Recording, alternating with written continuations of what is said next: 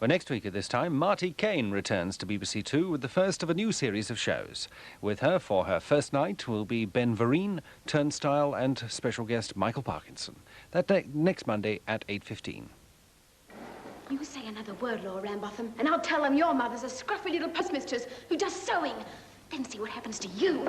Tomorrow evening's Australian film portrays the difficult passage of a gifted country girl through an exclusive Melbourne girls' school. The Getting of Wisdom stars Susanna Foale and features Barry Humphries as the Reverend Strachey.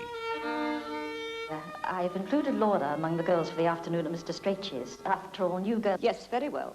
But it is important that the principal does not gain the wrong impression of the girls. Breeding, Miss Chapman. Did you learn that piece here? Oh, no. I wouldn't care to play the things they teach here. They're so dull. Indeed. Then perhaps you could play us something of your own choosing.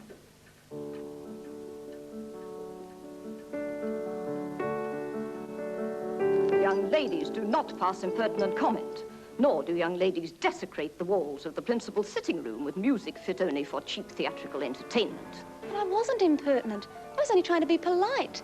Mother said... How dare you interrupt me when I am speaking? The first thing, miss, for you to do will be to take a course of lessons in manners. The Getting of Wisdom is the next film in our Australian season, tomorrow at 6:50.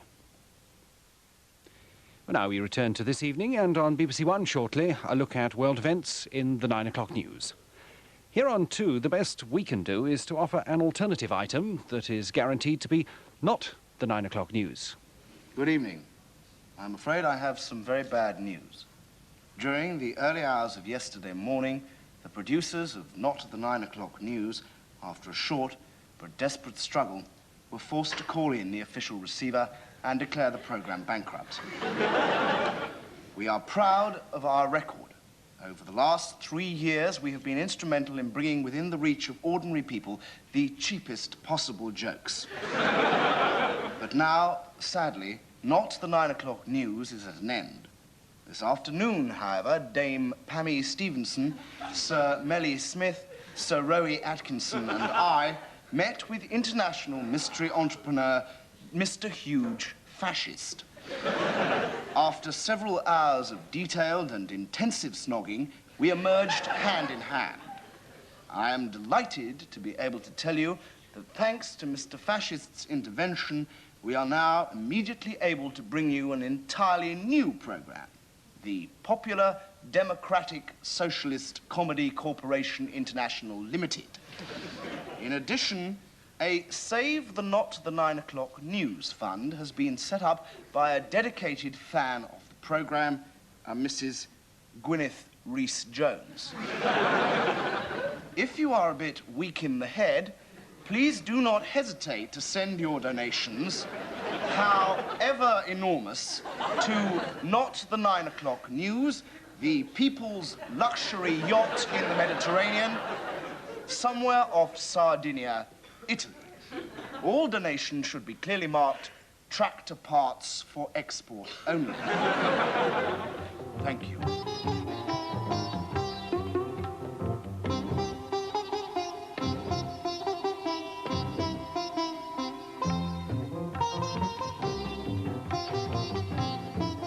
Hello, it's time once again for two perfectly ordinary families to pit their perfectly ordinary wits against themselves in a perfectly ordinary bout of mental arm wrestling by Jiminy. Taking part tonight are the Brainy family from Croydon. Mr. Giles Brainy is a quantity surveyor. Hello. His wife, Serena Brainy, is a quantity surveyor. Hello. And their children are Julian, 16, and Nigel, 15, who are quantity surveyors. Hello. Into the lists against them are the Smart Arse family from Cambridge. Mr. Giles Smart Arse is a quantity surveyor. Hello. His wife, Serena Smart Arse, is a quantity surveyor. And their children are Julian, 16, and Nigel, 15, who are both quantity surveyor. We're now going to show you a perfectly ordinary BBC programme about quantity surveying.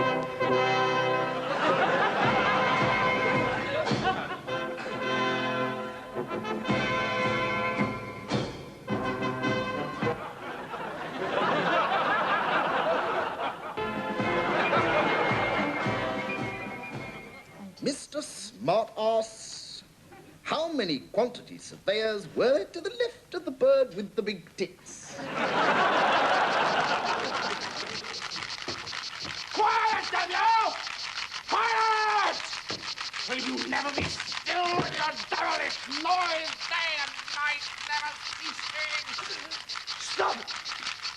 Stop!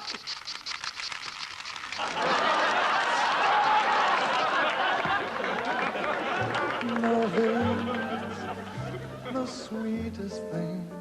What else on earth could ever bring such happiness to everything? As love's old story. Love is the greatest thing, the oldest, yet the latest thing. I only hope that fate will bring love story.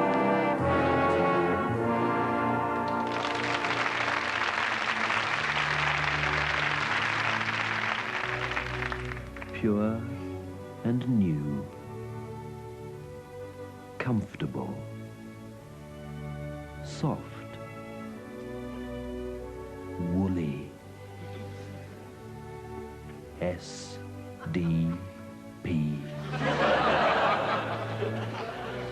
Following the sale of SDP T-shirts, their shop is now selling Liberal SDP Alliance trousers. Iran, and there was brisk bidding at an auction in Tehran today when an almost complete box of black magic went under the hammer. Polo now. There was uproar during a game at Windsor today when Prince Charles dismounted to change sides.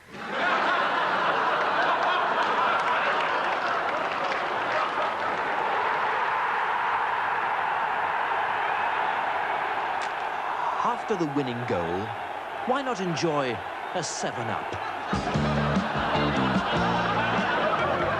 Djokovic has never looked sharper in this shot event. And the knowledge that Udabaya, the Olympic champion, has thrown 21 metres 98 this last week, has spurred him on. And that's a huge throw again. That's a huge throw, and that's 21 metres surely.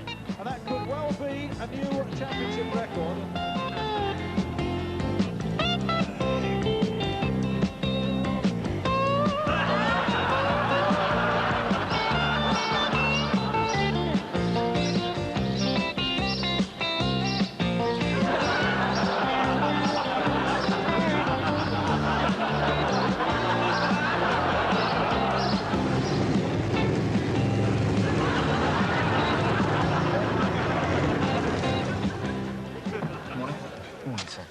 Cash, please. Certainly, sir.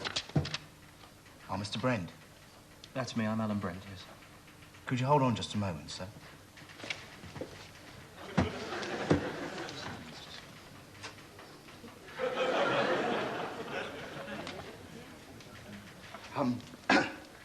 Yes, Mr. Brent, we're very glad you've come in. We've been trying to get hold of you all day.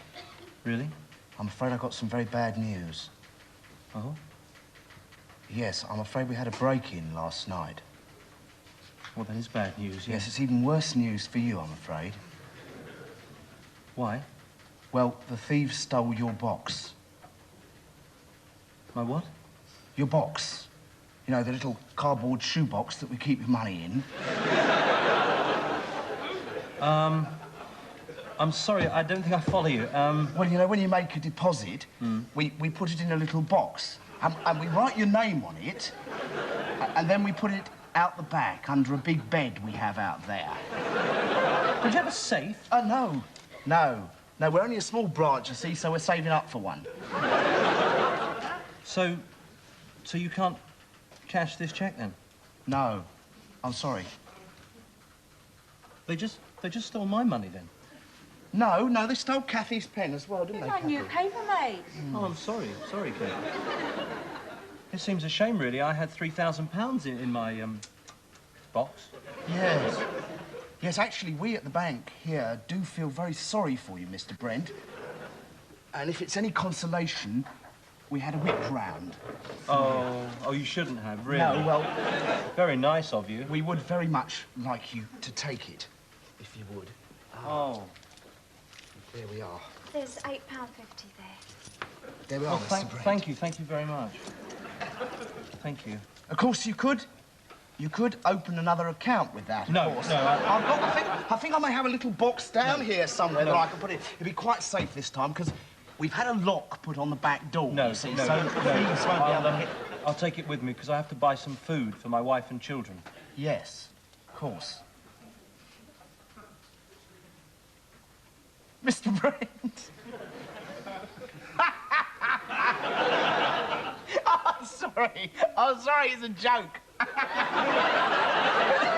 Oh, no! That went pulling your leg! No, honestly, I don't know how I kept a straight face, a box with your name on it, and the thieves came and they took only your box. I really fell for it, didn't I? Of course they didn't steal your box. Here it is.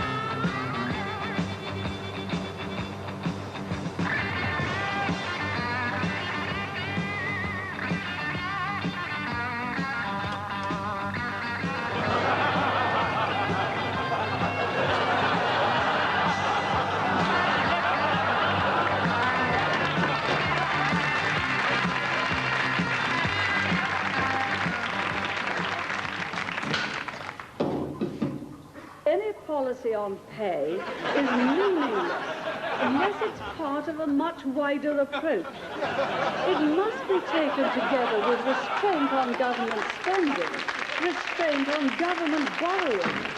I will not change just to court popularity.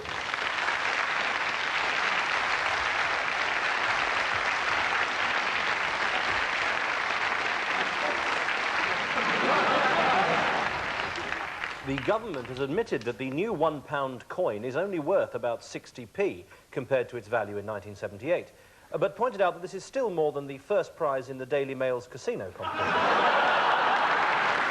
And it's just been announced that British Rail is to close at the end of the month with a loss of 20,000 jobs and 110,000 employees. The Middle East. And there was drama at a lunch party in Riyadh today when former Ugandan President Idi Amin's dessert tried to escape before he could eat it.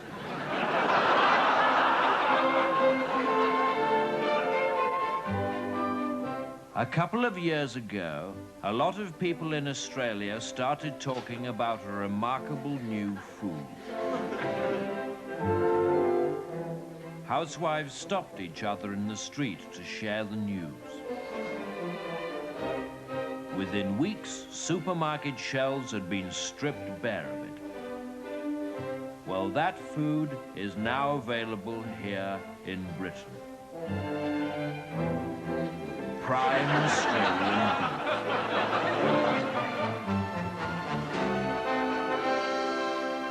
The Serengeti Plain, home of the wildebeest. In 1940, 10,000. In 1950, 25,000. In 1960, 80,000. And now, in 1982, a total of 2.5 million wildebeest are unemployed. And the figure is still rising. Some battle on in search of jobs. Others have lost hope completely. A wildebeest will do almost any type of work. Geoffrey Stevenson is one such example and has been unemployed for 2.5 years.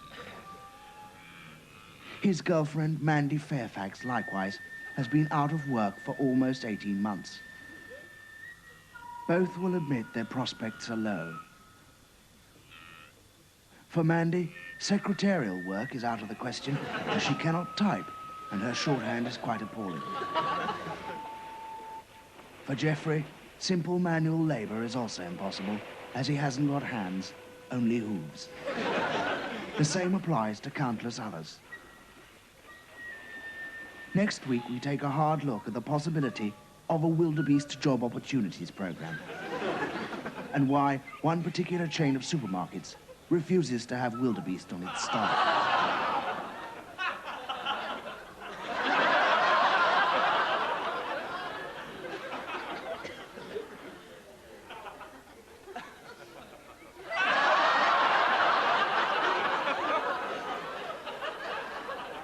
Gentlemen, will you please meet the leader of this mission? A man whose name is a byword amongst mercenary soldiers throughout the world. Gentlemen, Colonel Mad Mike Hoare. At ease, gentlemen. You may pluck fruit if you wish. Now, to business. This, gentlemen, is our target. Christmas Island in the South Pacific. Our object is threefold. To storm the island, to capture President Massam and tie him up with his own string, and to build a yacht club as a base for the ostrich racing. Any questions? Guess what time is it? 8:15. Good question. Now, when we reach the island, the first wave will land here, under cover of the parish boundary. The second wave will create a diversion here, by the church without a tower. Next slide, please. Whilst the rest of you will come ashore using air support, having blown up the lilos here. You all, of course, know Sergeant Major Sandy Clinically Insane McPherson, and I'm sure you remember Lieutenant Kurt out to lunch Schlegel from the scrap in the Congo. There is the fat old policeman. He comes from down our street. A jolly fat old red-faced man. He really is a treat. Thank you. Thank you, Lieutenant. Now, I've said this before, and I'm going to say it again. On a hazardous mission like this, body hair is both unsightly and dangerous. So let's leave our eyebrows behind this time, shall we? And remember, on this mission, we shall be armed with the very latest French-made tubular furniture and those little silver balls you find on the top of fancy cakes. In addition, I have a small supply of these, which should stand us in good stead if the enemy put up any fierce tables. Also, this is our transport. This is only a model, of course. Sergeant Major, if you could show the men the real thing. There we go. Right, now remember, men, when we get to the presidential palace, the first man in is it. And after that, every man he touches becomes it. Any questions? What's the enemy like? The enemy, soldier, are dedicated professionals, armed with 500 machine guns, dozens of tanks, flamethrowers, atomic bombs, Martian ray guns, giant spiders, and large sticks with spiky bits on the end, which they like to shove up your bottom and turn rapidly. But we have two things that they haven't got. Now, you all know what these are. These are the cheap plastic kind. All we have to do is get the enemy to wear them, and within 3 days, that gap between their big toes and the toes next door will be causing them such agony that they will then take them back to the shop here. And that's our chance. Now, ma'am, there's just one final thing I have to say, and that is, don't forget, the best way to put the wind up Johnny Woggo is to do what he least expects. So we're not going. Sergeant Major, Mr. Major.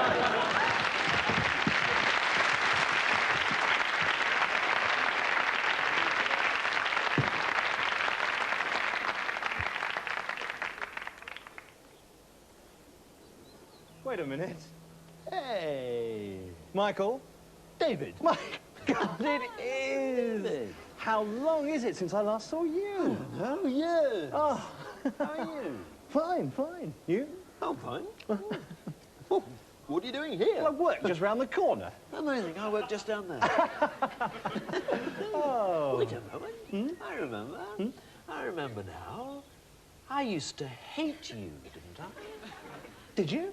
Yes, yes, I used to absolutely loathe you. Really? Oh. You stole my girlfriend.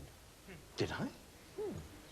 No, I didn't. Yes, you did. No, I didn't. Yes, you did. My God, I did, didn't I? Yes, I remember now. I remember because I didn't like you either. That's why I did it, I think. She was the only good thing that ever happened to me. Me too. We're married now. Oh. Happy? Kids? No, we can't. Oh. Oh, well, that's not so bad then. Anyway, so what have you been up to? I'm an architect. Oh, right, of course, yes. Yes. Right. Good money, I suppose. Ooh, sometimes. And yourself? I'm a mugger.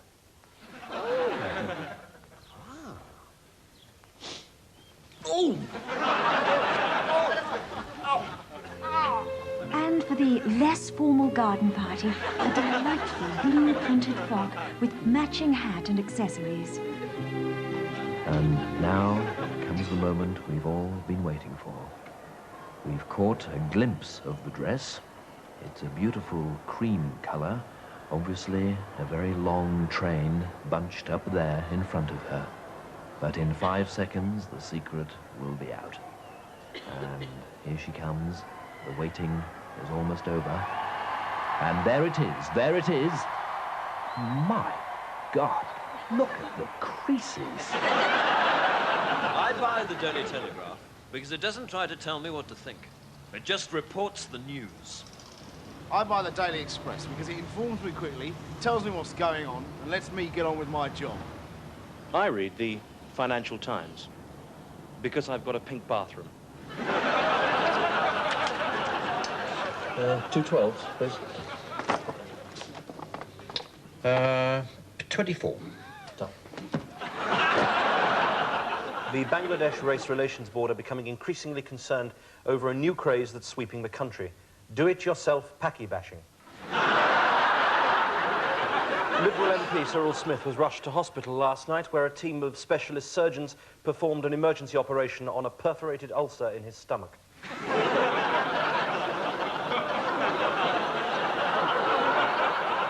British Rail management had set up an immediate inquiry to try and discover who left the new high-speed train out in the rain last night.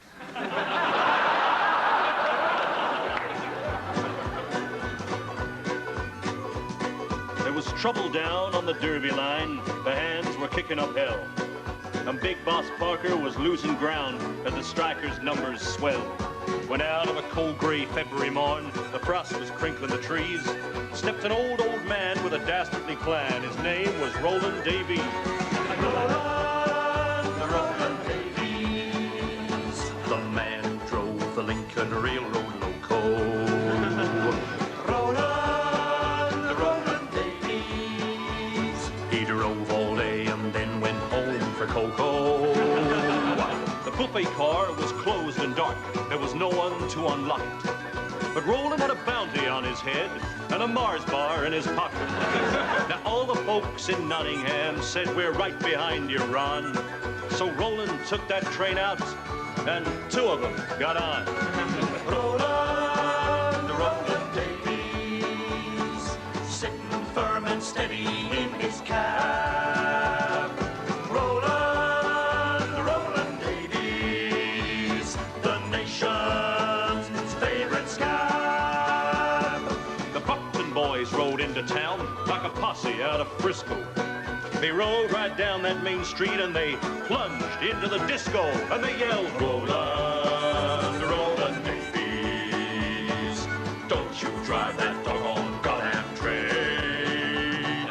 Roland Davies, he drove it off to Lincoln and back again. Soak it up, pull it out, rev it up, put it back. So ends my tale of the Buckton boys and hero driver Roland. Perhaps the bravest man alive if you don't count close to Poland. But take my word that Roland's stand will keep on shining through. Although the whole darn railroad closed in the year of '82. The Buckton boys are down in hell. Roland has no trouble, oh, as he drives the ghostly soul train down God's own Hornby 00. Roland Davies, his hat is white, his halo has no breeze. Roland Davies,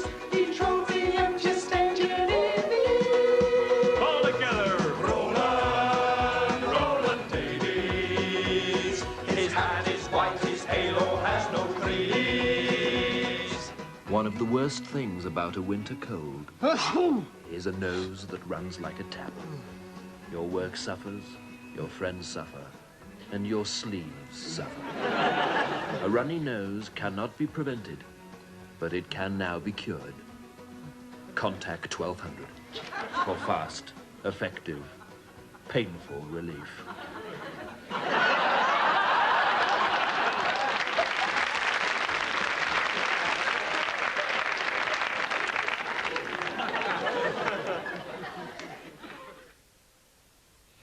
Ned Sherin writes about the Not the 9 o'clock news programme in the new edition of The Listener, published on Thursday.